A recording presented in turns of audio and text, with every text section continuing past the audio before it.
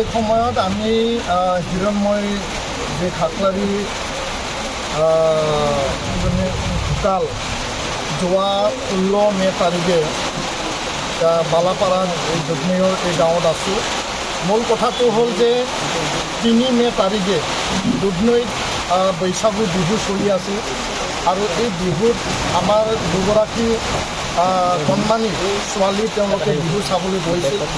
আৰু বিহু চাই পেলাই ঘূৰি অহাৰ সময়ত ধন আলী তালুকদাৰ লগতে বাহাৰ আলী আৰু ৰহমান আলী তিনিগৰাকী ব্যক্তিয়ে অমানৱীয়ভাৱে তেওঁলোকে এই দুইগৰাকী কণমানি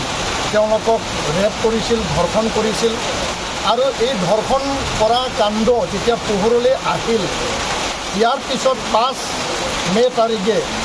আমাৰ হিৰণময় খাকলাৰী আৰু আন এই কেইজনমান লোকসকলে ধন আলী তেখেতক মানে আলোচনাৰ কাৰণে বা তেখেতক মানে লগ ধৰিবৰ কাৰণে তেখেতৰ গাঁৱত গৈছিল, পৰিয়ালৰ গৈছিল আৰু এই আলোচনাৰ কাৰণে কথাটো কি আছিল, তেওঁলোকে ধৰ্ষণ কৰা যি এটা কাণ্ড, সেই কাণ্ডটো ঘটনাটো কি আছিল, আলাপ আলোচনা কৰিব যোৱা নিৰস্ত এই হিৰণময় খাকলাৰী আৰু আন 4-5 গৰাকী এই ব্যক্তিসকলক মানে বৰ্বৰভাৱে তেওঁলোকে হাতত দাগ কুঠাৰ জোং লৈ পেলাই আক্ৰমণ চলাইছিল, কাটিছিল আৰু এতিয়াও দুইজনৰ মূৰত মানে আঘাত আছে আৰু হিৰণময় খাকলাৰীক বেগাৰেৰে তেওঁ হানি খুচি কৰিছিল। এই ধন আলী তালুকদাৰ লগতে পাৰ্মিনা বেগম আৰু চেকবৰ আলী এই 5 গৰাকী ব্যক্তি একেলগে ধৰ্ষণো কৰিলে, মানুহ হত্যা কৰিলে আৰু এই যে বৰ্বৰ অমানৱীয় আৰু যি হত্যাকাণ্ড এইটো আমি কঠোৰ ভাষাৰে আমি নিন্দা কৰিছোঁ, গৰিহণা দিছোঁ। অসম চৰকাৰ, অসমৰ মাননীয় মুখ্যমন্ত্ৰী ডাঙৰীয়া, অসমৰ DGP ডাঙৰীয়াক আমি এই হিৰণময় খাকলাৰী ঘৰৰ পৰা আমি আহ্বান জনাইছোঁ, দাবী জনাইছোঁ। আজি আমি এপছু, আৰছু আৰু সূত্ৰধন সন্মিলনী একেলগে ছাত্ৰ সন্থা আমি একেলগে আছোঁ আৰু ইয়াৰ পৰা আমি দাবী জনাইছোঁ যে ধন আলী তালুকদাৰ আৰু ইয়াৰ সঙ্গী বাহাৰ আলী, ৰহমান আলী তিনিগৰাকী ব্যক্তিয়ে যি ধৰ্ষণ কৰিলে তেওঁলোকক কঠোৰৰ পৰা কঠোৰ শাস্তি বিহিব লাগে। পাৰ্মিনা বেগম আৰু চেকবৰ আলী তেওঁলোকে যি হত্যাকাণ্ডৰ লগত ধন আলীৰ লগত একেলগে তেওঁলোকে জড়িত হ'ল বা চকু আগত এজন মানুহক বৰ্বৰভাৱে হত্যা কৰিলে ইয়াৰ সুবিচাৰ ন্যায় লাগে। যিকোনো বিনিময়ত ধন আলী আৰু আন 5 গৰাকী ব্যক্তিৰ শাস্তি আমাক লাগিবই আৰু দৃষ্টান্তমূলক শাস্তি বিহিব লাগিব। কোনো কাৰণত যাতে দোষী সাৰি যাব নোৱাৰে আৰু এই কথাটো মই স্পষ্ট কৰি দিছোঁ, খিলঞ্জীয়া ভূমিপুত্ৰৰ ওপৰত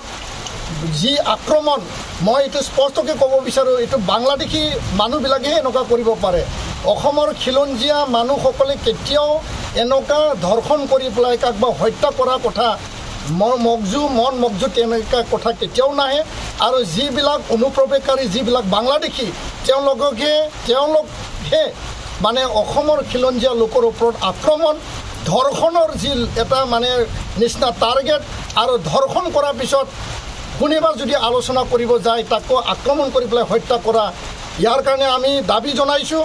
আমি অমানৱীয় নহয়, আমি হিংসা নিবিচাৰোঁ, কিন্তু মূল কথাটো হ'ল যে ধন আলী তালুকদাৰৰ ঘৰখন বুলডোজাৰ চলাব লাগিব বুলি আমি দাবী জনাইছোঁ। কাৰণ তেওঁ এটা নহয় দুটা যোৱা ৰাস মেলা সময়তো এই যে হিৰণময় খাকলাৰীৰ মানে কণমানি ভণ্টিজনীক তেওঁ ধৰ্ষণ কৰিছিল। আমাৰ এই তথ্য এতিয়া পোহৰলৈ আহিছে। ইয়াৰ পিছত দুগৰাকী কণমানিক এই বৈশাগু বিহুত ধৰ্ষণ কৰিলে, ইয়াৰ পিছত হিৰণময় তালুকদাৰ মানে খাকলাৰীক তেওঁ হত্যা কৰিলে আৰু তিনিটা হত্যাকাণ্ড মানে দুটা হত্যা মানে এটা হত্যাকাণ্ড, 2টা মানে ধৰ্ষণ কাণ্ড কৰা এইগৰাকী ব্যক্তি আৰু 5 গৰাকী অভিযুক্তক কোনো কাৰণত যাতে সাৰি যাব নোৱাৰে মুখ্যমন্ত্ৰী ডাঙৰীয়াক দাবী জনাইছোঁ, DGPক দাবী জনাইছোঁ আৰু নিখিল বড়ো ছাত্ৰ সন্থাৰ উদ্যোগত দুধনৈত ইয়াৰ কাৰণে গণসমাৱেশ ধৰ্ণা কাৰ্যসূচী আমি ল'বলৈ আমি সাজু হৈছোঁ আৰু আহি থকা এক সপ্তাহৰ ভিতৰত আমাৰ ধৰ্ণা আৰু ইয়াত গণসমাৱেশ সকলো জাতীয় সংগঠন, ছাত্ৰ সংগঠন, এপছু, আৰছু সকলো মিলি পেলাই এই যি মানে ধৰ্ণা সেই যে দাবী আমি এইটো ইয়াত ৰাখিম আৰু আজি এই ঘৰখনত আহি আমি মৰ্মাহত হৈছোঁ আৰু ঘৰৰ মানুহ এজন হেৰুৱাৰ পিছত এই ঘৰখনে যেনেকুৱা এটা মানে মনত যি এটা অশান্তি আৰু মনত ঘৰখনত এজন মানুহ যি হেৰাই গ'ল তাৰ কাৰণে ঘৰৰ এই মানে দুখৰ সময়ত আমি একেলগে ভাগ লৈছোঁ আৰু যিগৰাকী ব্যক্তি আজি মৃত্যু হ'ল তেওঁ স্বৰ্গীয় যি আত্মালৈ আমি চিৰশান্তিৰ বাবে ঈশ্বৰৰ ওচৰত প্ৰাৰ্থনা জনাইছোঁ ধন্যবাদ আজি আমাৰ এই হীৰেন্দ্ৰ সকলেৰী স্বৰ্গীয় হীৰেন্দ্ৰ সকলে বাঘ হেৰুৱাত আমি উপস্থিত হৈছোঁ ইয়াত আমাৰ সৈতে আছে আমাৰ নিখিলপুৰ ছাত্ৰ সন্থাৰ সভাপতি বিপিন বড়ো নিখিলপুৰ ছাত্ৰ সন্থাৰ সম্পাদক ডক্টৰ সুভাষ ৰাভা আছে আমাৰ ব্ৰহ্মপুত্ৰ ছাত্ৰ সন্থাৰ সভাপতি মহন্ত বৰ্মন আছে আমাৰ লগতে সত্ৰধৰ ছাত্ৰ সন্থাৰ সভাপতি দক্ষিণান্ত সত্ৰধৰ লগতে আছে আমি ইয়াত আহি কিন্তু গৈছিলোঁ আমি ঘটনাখিনি যোৱা 3 তাৰিখৰ তাৰপিছত 3 তাৰিখৰ যিটো হীৰেন্দ্ৰ ৰাভাৰ কৰ্মানী ভণ্টি লগতে তেওঁৰ লগৰী ইতিমধ্যে ইয়াত নাম উল্লেখ কৰিছোঁ যে আমাৰ বাহাৰ আলী তাৰপিছত ধন আলী তালুকদাৰ তাৰপিছত আছিলাৰীজন ৰমান আলী গতিকে সেই যে পাখণ্ড তেওঁ প্ৰথমে সেই কৰ্মাৰী ভৰিটি ধৰ্ষণ কৰিছিল তাৰপিছত 5 তাৰিখে যেতিয়া